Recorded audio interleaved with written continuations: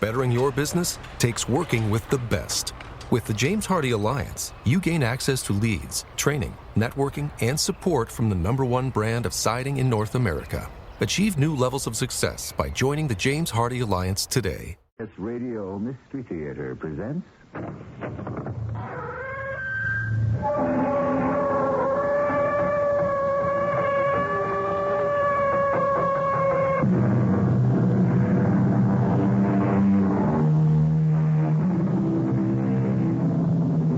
Come in. Welcome. I'm E.G. Marshall. As the philosopher said, every day we change a little. Every day we die a little. And yet we consider ourselves eternal. We cannot conceive of a world in which we are not included, especially those of us who are rich and powerful. But does it matter who we are, or even who we think we are? This world was designed to go its merry way, whether we're a part of it or not. If I were you, George, I'd advise that boy to stay out of town. Now, Chief, he's a citizen. He has every right. Sure. Just see to it that he keeps out of town. Why? Well, you know why. Every time he shows up, somebody gets killed. He never killed anybody. I didn't say that. I just said when he's around, people get killed. Now, you keep him away.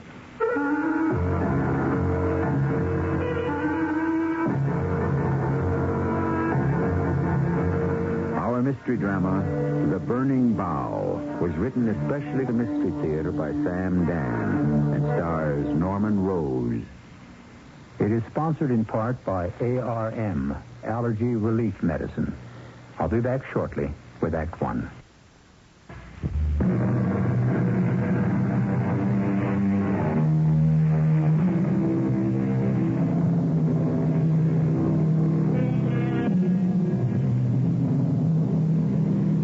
Our days are numbered. Our hours are listed. Our minutes are counted. And all we get is our allotted portion. There is so much time in eternity. Why can't there be a few additional seconds here? And if we could steal a few precious moments now and then, what would be upset? The answer? Everything. Hello? George? Madeline, what is it? George, can you come up here right away? What's wrong? The oil burner went out and I can't reach the service man. Do you suppose you could... I'll do what I can. And the baby's sick. With what? Some sort of infection. Well, call the The doctor. doctor's already been here. George, I'm frightened. I'm on my way.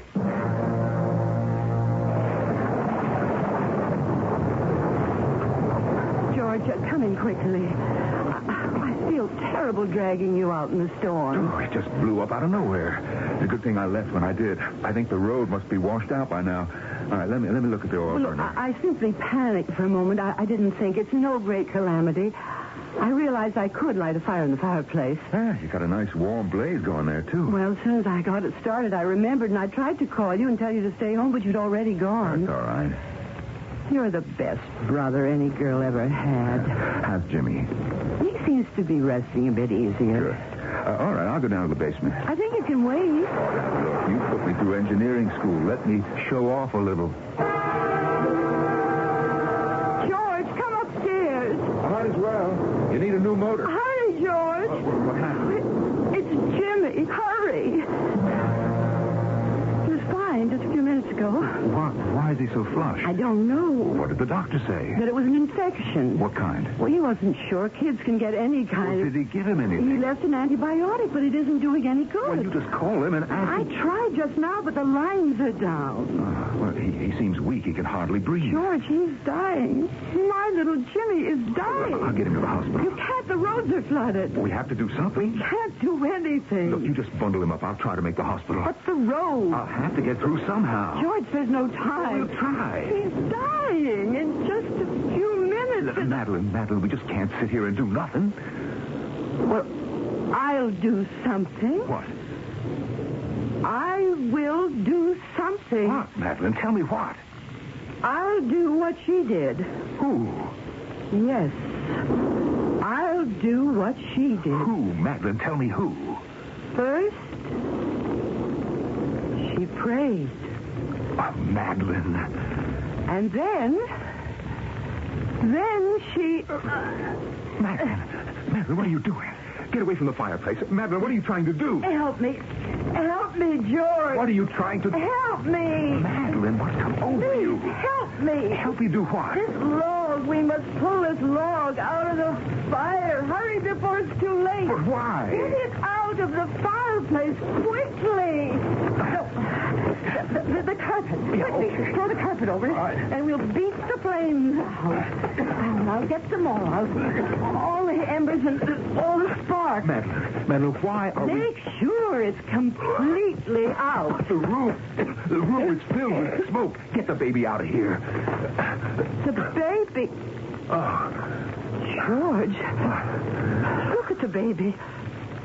Look at what's happened to the baby. Well, he's all right. Oh, yes, but... He's all right. You can see he's all right. Madeline, I don't understand. All of a Flesh sudden... has gone from the skin, and he's breathing easily. He's sleeping quietly. He's all right. Yes. How did it happen? How did it happen? And what came over you, Madeline? What made you do that crazy thing? Why, you could have been severely burned. What made you drag that blazing log from the fireplace? I don't know. I just did it. And you kept saying, I'll do what she did. I'll do what she did. Did I actually say that? Yes. Well, why would you pull a flaming log from a fireplace? Now that it's over, only now I know why I did it. But why? Let's get the baby out of the smoke and into the kitchen, and we'll have a cup of coffee.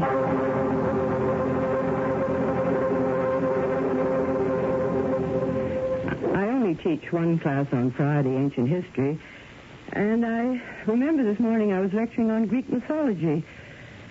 Althea was the wife of King Aeneas of Calydon. What does this have to do with the log? And she had a son named Malaga. She wanted him to live forever. Oh, I suppose all mothers want that for their sons. Well, the goddess of fate appeared to her one night. Just like that? There was a fire blazing in the fireplace, and the goddess pointed to a log. She told her that when it would be consumed, her son's life would end. Just like that, huh? And so she snatched. Just as you did. Yes. And her child lived. Oh, and you thought to imitate her? No. Certainly not consciously. I told you I didn't know what I was doing. It's only now that it's over that I remember the story. Yeah, that's some story. Oh, now that I think about it, it scares me. Why? This is a legend that's almost 4,000 years old, and here I am, a modern, sophisticated woman. I have a Bachelor of Science, a Master of Arts, and a Doctor of Philosophy. And yet, in a moment of terror and desperation, I suddenly accept the superstitions of my remote ancestors. Well, you teach ancient mythology. Yes, but I don't believe in it. Are you sure? Can we ever be sure of anything? Well, look at Jimmy. He's better. Yeah. But children do get sudden, violent bouts of unexplained fevers, which disappear as quickly and as unaccountably as they attack. Yeah, I guess they do. That half-burned log. What do you want to do with it?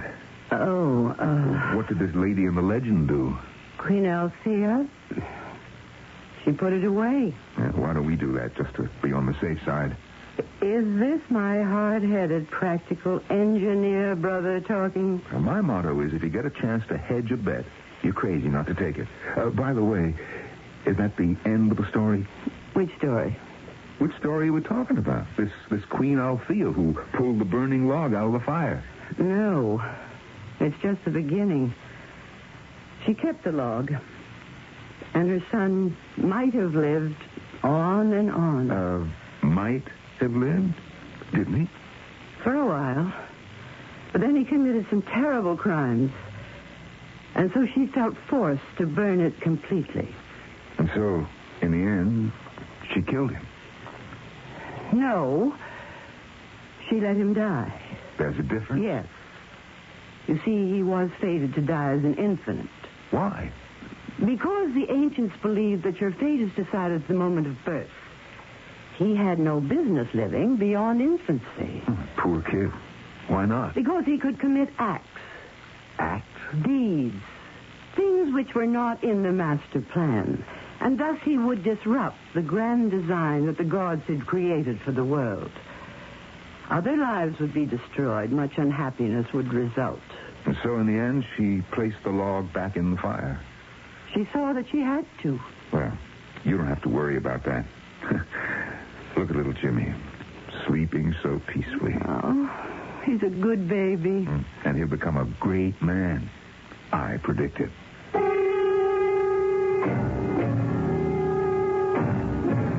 So much for my predictions. This conversation, this incident, this adventure, took place almost 30 years ago. It was a bad time for my sister Madeline. Her husband had been killed in Korea, and she had to teach school and take care of a baby. And I will say, little Jimmy was a handful. It wasn't just that he was a bad boy, just heedless, thoughtless, and yes, he was spoiled. I had forgotten all about the incident of the log until one night, it must have been 15 years later, my telephone rang. George, Hello, Madeline. you're home. I just got in from a job in California. George, can I see you right away? I'll be at your house in 10 minutes. No, I'm not home. Well, where are you? I'm at the waterfront at Lawson's Dock. It's almost midnight. What are you doing there? Please, George, hurry. Lawson's Dock. It's where all the fishing boats and pleasure craft tie up. There was a small crowd, a few police cars. Everyone was very quiet. You knew something was wrong immediately. My sister was standing apart from everyone, all by herself. George. Madeline, what happened? Jimmy, he's missing. Oh, since when? Tuesday afternoon. That's almost 5 days. Jimmy and Kevin Miller and Joey White came down to the dock, and they took a boat. Took a boat? They stole it. All right. Doesn't matter. But how do we know? Well, little Jerry Crane was supposed to go along, but he was too scared, so he told his mother what had happened. And they've been gone since Tuesday? Yes. Well, wasn't the Coast Guard able to... We've had fog and rain all week. This has been the first clear day. Oh, George, it's been such a long time. 5 days without food and water in a small boat. Well, they're kids. Kids can handle almost anything. Let's just hope and pray. George, I'm so frightened. Well, Miss Hunter, I've got some news for you. Jimmy's dead. No, ma'am, he's alive. Alive? Yes. We just got radio word from the Coast Guard cutter. He's alive. Yes, ma'am, they picked up the boat. And Jimmy's all right? Yeah, he was cold and hungry and thirsty and exhausted, but Coast Guard medic said a night's sleep, a warm blanket, a hot meal when he wakes up. Oh, that's wonderful. And the others? The other two? Well, the other two are dead, Miss Hunter. Oh. Oh, I'm sorry. So terribly sorry. Yeah, that's how it goes. The chief turned and walked away. Now, for the first time, I sensed it. He was angry. Oh, no, maybe that's not the exact word, angry. Just kind of put out. Why? And there were other people, and you could sense they all had the same attitude. Why? A woman walked over to us. I knew her by sight. She was Mrs. Miller. Her son, Kevin, had not survived the ordeal. She had just received the news. She was in a state of shock. It isn't fair. It isn't right. It was all your Jimmy's fault. He was the ringleader. He could talk my Kevin into anything. Mrs. Miller, I'm so sorry. Sorry? Your Jimmy was always getting Kevin into trouble. Kevin was a good boy. It was Jimmy's idea to steal the boat. Now, Miss Miller, let me give you a ride home. It isn't right. The bad boy lived. The boy died. Now, Miss Miller, you don't want to talk that way. I'll talk any way I want. It doesn't matter. Nothing matters. Do Do you want me to take you home? Yes, Chief Quinlan, take me home. But it isn't right. That's all I got to say. It isn't right. It isn't right. Madeline, let me take you home, too.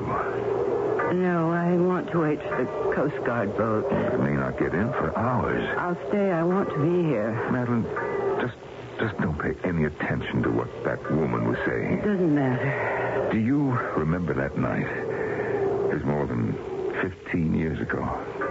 Yes. It's funny. This is the first time I even thought about it. But, do you remember the log? Odd you should mention it. Whatever did you do with it? I think I put it away in the attic. Madeline, he did survive in what was certainly an impossible situation. What are you trying to say, George? Oh, I don't know.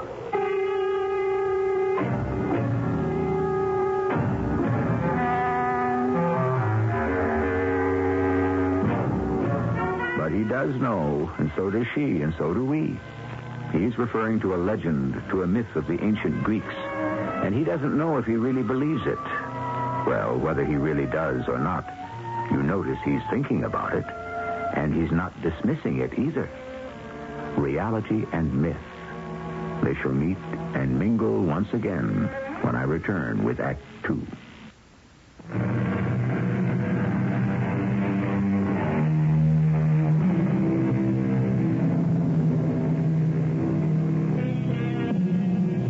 As the poet sang, I am a native in this world, and I think in it as a native thinks. The problem is that not all of us natives think alike, and our thinking changes with the generations and with the ages. Furthermore, what seems to be an absolute and even absurd impossibility was at one time most devoutly and widely held religious belief. I would imagine it's all a matter of timing. My nephew Jimmy grew up into a handsome young man. He was still spoiled by his mother, and perhaps by me, and he was still getting into scrapes. Of course, they were somewhat more serious. But he had a winning smile and a captivating personality, so everybody was quick to forgive him.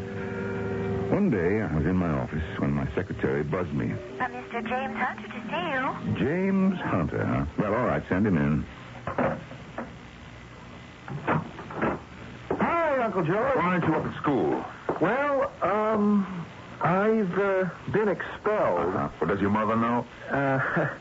I'd like you to be there when I tell her. Why should I make it easy for you? Well, hey, you have to do this for Mother's sake. You know, she attaches too much importance to school. And maybe you don't attach enough. Hey, I've been going to school too long. Besides, out there is where the action is. Uncle George, help me sell Mother on the idea that psychologically I need to function in the outside world. Why were you expelled? For selling pot. Oh, that's great. No, that's not what you think. I'm not really in the business. Oh, you're not? No, I was just carrying a little supply for a few close friends and myself. I don't think we'd better tell your mother about that aspect of it. Yeah, I don't think so either. Besides, it's all over and done with. Mm-hmm. And what do you propose to do? Get a job. Hey, you know of anyone who needs a brilliant executive? Excuse me. Is the Benson contract ready for me to type? Oh, yes. Get on it right away. Now, Jimmy, what were we talking about? Who's that one outside? My secretary? She is the most beautiful girl I have ever seen. Now, look, you just forget it. She's engaged. Oh, yeah? You can see she's wearing a ring. What's a diamond? A piece of coal with big ideas. Who's she engaged to? Well, actually, to an old schoolmate of yours, Jerry Crane. Jerry Crane? Oh, no. She can't be. Well, why not? No, because he isn't good enough for her. In the first place, he doesn't have any brains. I remember now. He had brains enough not to help you steal that boat. Oh, he wasn't smart. He was just scared. What does she want with Jerry Crane? I have to put a stop to that. Well, I don't think you can. I've seen them together. She is very much in love with him, and you are wasting your time. Give me 1 week, and it's a brand new ball game. First thing I knew, it was. Within a week, that ring was off her finger. and Jerry Crane was out of the picture. I didn't feel too good about it. I tried to talk to Alice. I'm going to spend all my time with Jimmy very soon. We're getting married. Oh? Well, isn't this rather sudden? When it's right, how much time do you need? Alice, are you sure? Oh, yes. Yes, positive. Well, I'm just an old bachelor, and I don't really know how these things sort themselves out. But you must have been positive when you became engaged to Jerry Crane. Well, You would have married Jerry Crane if Jimmy hadn't come along. that's just it. Jimmy did come along, and everything's changed. Alice, I hope you know what you're doing.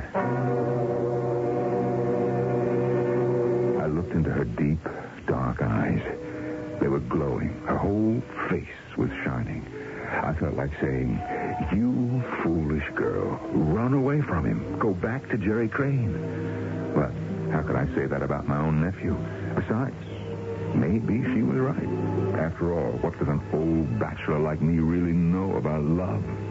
Maybe it does change people. And then the phone rang. George? This is Louise Wilson over at the bank. Yes, Louise. Your sister was in yesterday, and she made a very sizable withdrawal. Oh? It was well into 5 figures. I want you to understand why I'm calling. She's getting a bit older, and she's just approaching that age where we like to sort of check on large transactions. Yes, I understand. And so I think you should be advised of it. Well, thank you, Louise.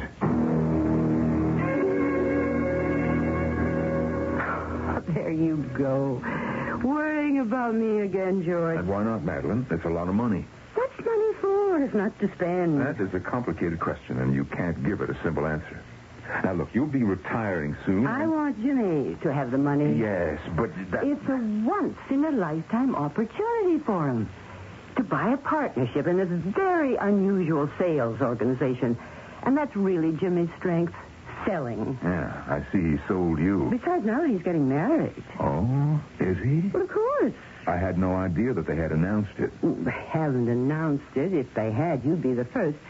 Well, I'd be the first. You'd be the second to know. But, of course, they're getting married. Can't you tell by the way they look at each other? Oh, George, I'm so happy. And she was. So was Alice. And so was Jimmy. And so was I. Why not? A new Jimmy, matured and sobered by the responsibilities of marriage and a business. So it would all end well. That week, hefty check in hand, Jimmy departed for Boston. He'd just be there for a little while to get things squared away with the new outfit. Well, a few weeks went by, then a month. I don't know. I guess I have a very suspicious nature.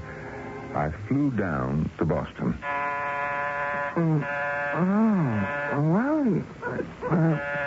Go away.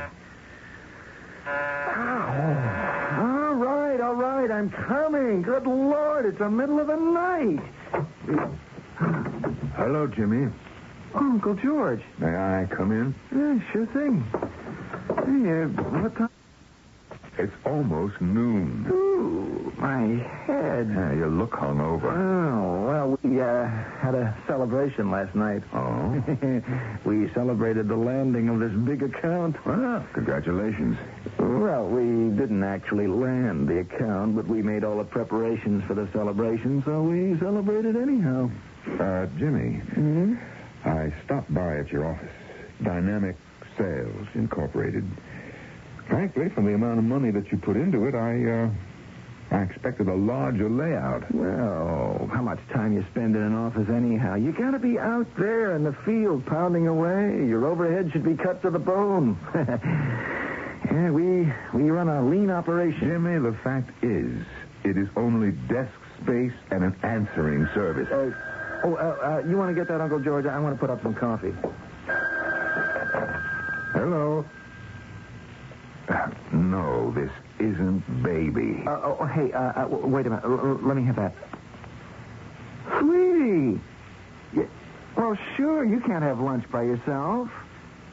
Well, give me 3/4 of an hour. Luigi's.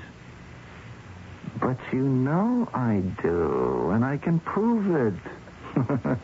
See ya. Well, Jimmy, Where are we? Meaning what, Uncle? Meaning Alice. Well, a sweet kid. What about her? Aren't the two of you supposed to get married? Well, now, what makes you say that? Everybody's under the impression that you're... Now, hold on, Uncle. I never told Alice I wanted to marry her. But you allowed her and everyone else to think so. I can't control people's thoughts. You made her break her engagement to Jerry Crane. For the record, Uncle, if that was a solid engagement, neither I nor anybody else in this world could make her break it. Well, you put it any way you like, Jimmy, but you are going to break her heart. I'll tell you something about the heart, Uncle. It's a tough muscle. It can take it. She should be grateful to me. Grateful? For getting her to dump Jerry Crane. Now she's ready. Ready for what? For a real love affair. I prepared her for the guy she really should marry, whoever he happens to be. You believe all this, don't you, Jimmy?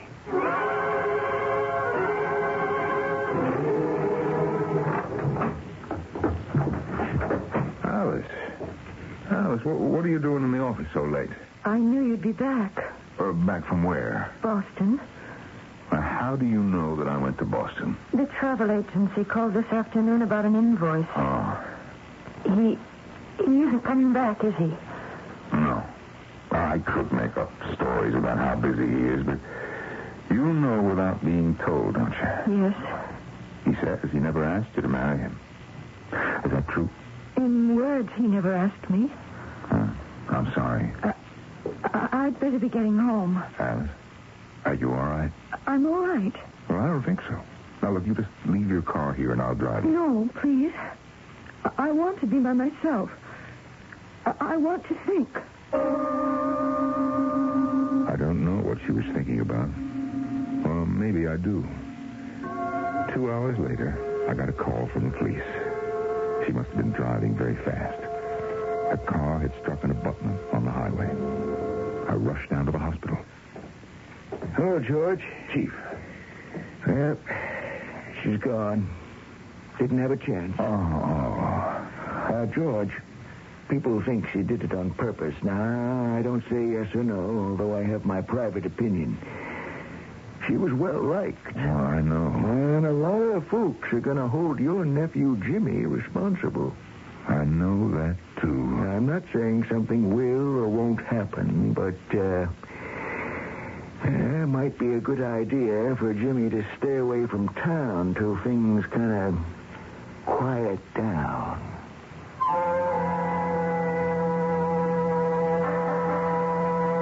Till things quiet down. However, it becomes increasingly clear that in Jimmy Hunter, we are dealing with a young man who, like it or not, cannot help roiling the waters wherever he is. And so far from quieting down, I can promise you a sizable increase in the noise levels when I return with Act 3.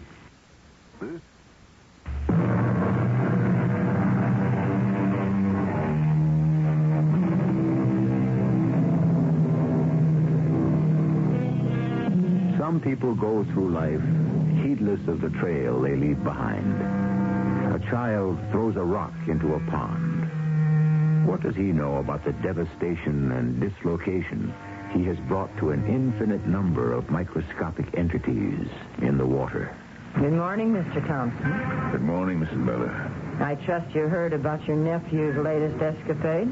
You could hardly say that Jimmy is to blame. He caused that poor girl's death just as surely as if he had killed her with his own hand. Please excuse me, Mrs. Miller. He's no good, that boy. Wherever he goes, he brings sorrow and tragedy. If it weren't for him, my own son would be alive today. Poor Alice. People are blaming Jimmy. Yes, I know. I ran into Mrs. Miller on the street this morning. Of course, she isn't quite right. Hasn't been since she lost her son almost 15 years ago. Well, I suppose she's only saying what a great many people are thinking. Yeah. You and I, Madeline, what are we thinking? I don't know what you mean. Well, I'm going back almost 30 years. To what? You know to what.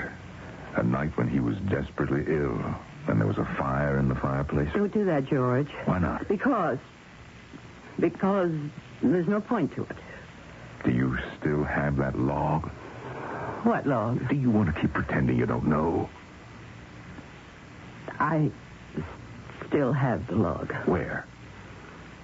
Up in the attic, someplace. I'll bet you know exactly where it is. Please, George. It's just an old pagan legend. I remember you said in the old story she put the log back in the fire. George, what are you trying to say? Well, I'm not even sure. Right now, the words are coming out. Maybe I'm like you were when you removed the log from the fire. While you were doing it, you didn't know why. Maybe I'm just talking without knowing why. But what are you saying? You spoke about acts, which were deeds, things that were not in the master plan the gods had designed for this world. But there are no gods. We don't know. George. Every generation of mankind has its particular name for a creator, a fate, a providence. And perhaps there is a master plan for us all.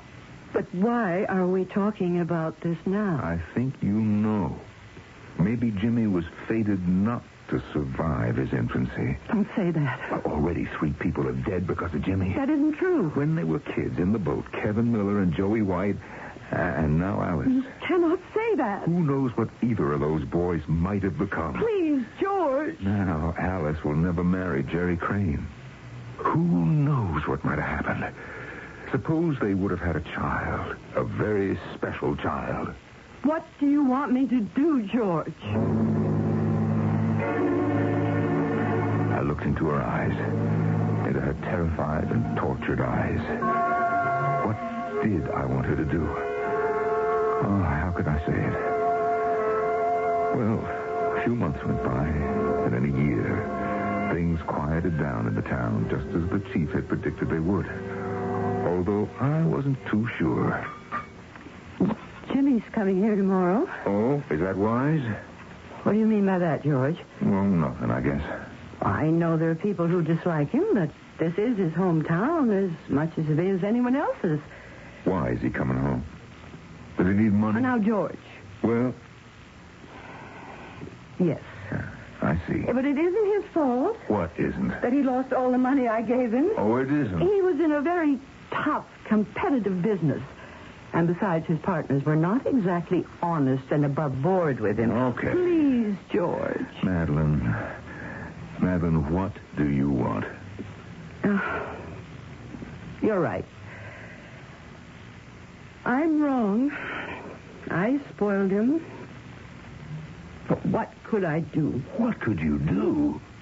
For the longest time, I thought I'd never get married. You know how old I was when John Hunter proposed to me.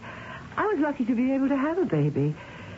And then when John was killed in Korea, the baby was all I had. All right. Well, Madeline. I should have been stricter with him. It's all my fault. But, George, we have to help him now. He needs money. And I don't have any. Well, I don't either. Oh, please, George, I've never asked you before. But I don't have any. It's been a very tough year. Well, George, you must have something put away. A few dollars. In a few years, I'll need them. And so will you. Well, I'd sell the house, but nobody wants an old fire trap like this anymore. Madeline, let him work his own way out of this problem. I promised him you'd pick him up at the airport. I still say he has no business coming back here. And I was right. How right? I was held up in traffic for a few minutes, so he was waiting for me in the terminal. As I parked the car and headed to the waiting room, I saw, or I thought I saw, Jerry Crane just ahead of me. I had a funny feeling. I don't know why. I tried to catch up with Jerry, but he entered the building before I did. He headed for the spot where Jimmy was waiting, just in front of the information counter. Well, hello there, Jerry. Long time no see. But Jerry didn't say a single word. Hey, let me buy you a drink. But Jerry just stood there, just looking. I knew in my heart, I knew what he was going to do. I ran toward him to try to stop him, but I was too late. The gun was out of his pocket and in his hand. Hey, Jerry, what are you, crazy? Jerry was no more than 3 feet from Jimmy. At point-blank range, he fired. And then Jimmy grappled with him. They struggled. Jimmy was trying to wrest the gun away from Jerry, and then the gun went off again. Jerry Crane fell to the floor. And you didn't need doctor to tell you. You knew by the way his body was sprawled on the floor that Jerry Crane was dead. Later that day, I went to the chief's office. Well, we can't hold him, George. Well, it was self-defense. There are at least 100 witnesses. I know. Listen, George, I've always been a friend of yours. Get that boy out of town and keep him out. Yeah, I understand. I don't know what to say. I don't know what to think. Obviously, he's a jinx of some kind, whatever. There's nothing but trouble around here. Now, just encourage him to stay away before he kills somebody else. Now, Chief, that is no way for you to talk. I know. This is all off the record. But, George, if you were me, what would you say?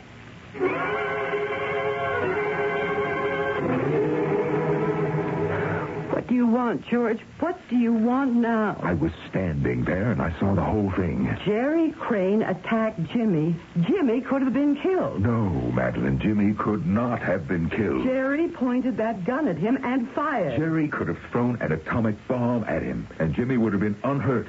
But you know as well as I do that Jimmy cannot be killed. Now, George, you're crazy. At that range, nobody could miss. And 3 shots. George! Jimmy will live as long as that log exists. You cannot mean a silly thing like that. There are rational explanations for everything. That's why you keep the log. That's why you hide it in the attic. Madeline, you did what this Queen Althea of Caledon did in the beginning. And now you have to do what she had to do in the end. No. He has already caused 4 people to die. That isn't true. And he's not even 30 years old yet. These are the acts he has already unleashed on the world. Deaths that weren't supposed to happen. Lives that were supposed to be lived. What do you want me to do? You know what you have to do. Burn that log. It's a crazy heathen legend. Well, you prove it. You burn. George, I can't. I can't end his life. And that's how it was. A few months went by. I'd heard that Jimmy was in trouble in Boston. Money trouble, as usual. I knew Madeline was trying to bail him out, as usual. Because Louise told me Madeline had been to the bank to arrange a mortgage. But the bank wouldn't lend her enough. I resolved one thing. I wouldn't give Jimmy a penny. It was just a bottomless pit. Well, it was late at night. Just a minute. Jimmy. Let me in. Have you, got anything here to drink? Look in the cabinet. No, I don't want anything to drink. Not anymore. Jimmy, what's wrong? Why do you insist something's wrong? You look too nervous and upset. I'm in a jam. That's to be expected. Yeah, that's true. But this is a bad one. I borrowed money from the wrong kind of people. It's pay back or else. I see. No, you don't see. Let me tell you what there is to see. Uncle George, I look back on my life, I never did anything right.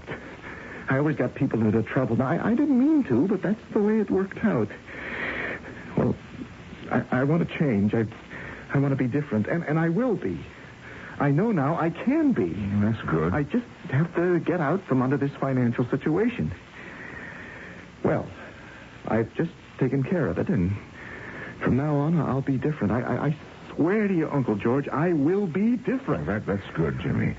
But how have you taken care of it? Well, that's what I came here to tell you.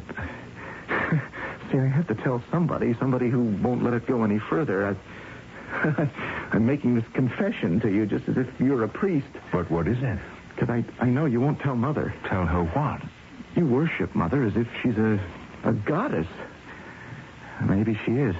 Well, all right, you wouldn't want her to know about this because it would kill her. Jimmy, what is it? Mother's house. Mother's house is on fire.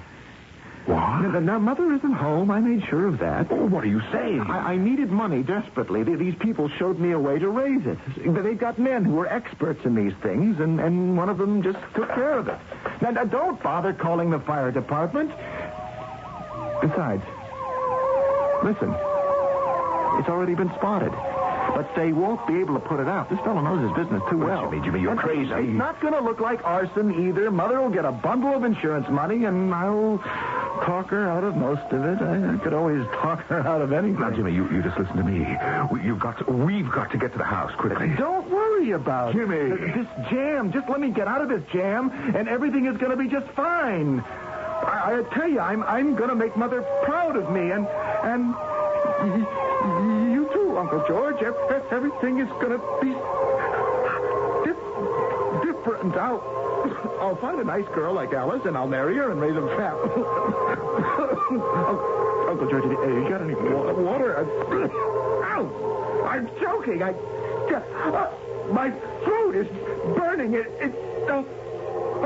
Uncle George, what's the matter with me?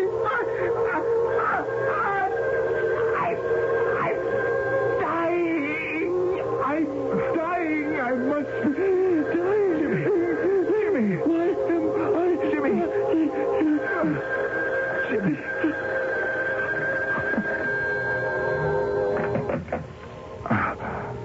Hello? George, the house is in flames. Yes. It's burning from top to bottom. I couldn't get to the attic. I couldn't. The log. I wasn't able to save it. I know, Madeline. I know. But what do I know? Jimmy was dead. The doctors were puzzled. They called it a sudden heart attack.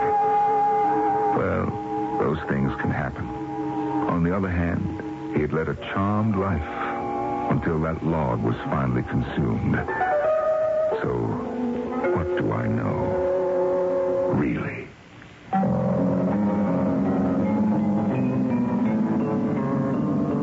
What do any of us know, really? Only how to enjoy a story. And a good story should never come to an end, but it should go on and inspire a multiplicity of feelings and endings. Was it really the ancient gods both times? Or was it undiagnosed viruses or bacilli or whatever else can arise in modern medicine? It's possible to build a case either way. And while you're building yours, I shall take a brief intermission.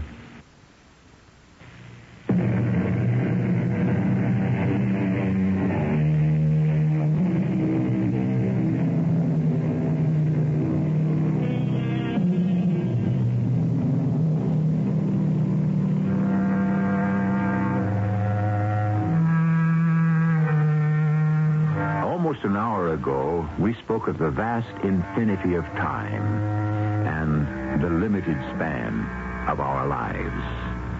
What would happen if one of us should somehow exceed his allotted span? What would he do? What would he become? Have we seen it in our story? Hold on, who says we have an allotted span? Life a matter of incident and accident? Here we go, with another controversy. Well, that's our target, and we shoot at it 7 times each week. Our cast included Norman Rose, Grace Matthews, Catherine Byers, and Russell Horton. The entire production was under the direction of Hyman Brown. This is E.G. Marshall inviting you to return to our Mystery Theater for another adventure in the macabre. Until next time, pleasant dreams.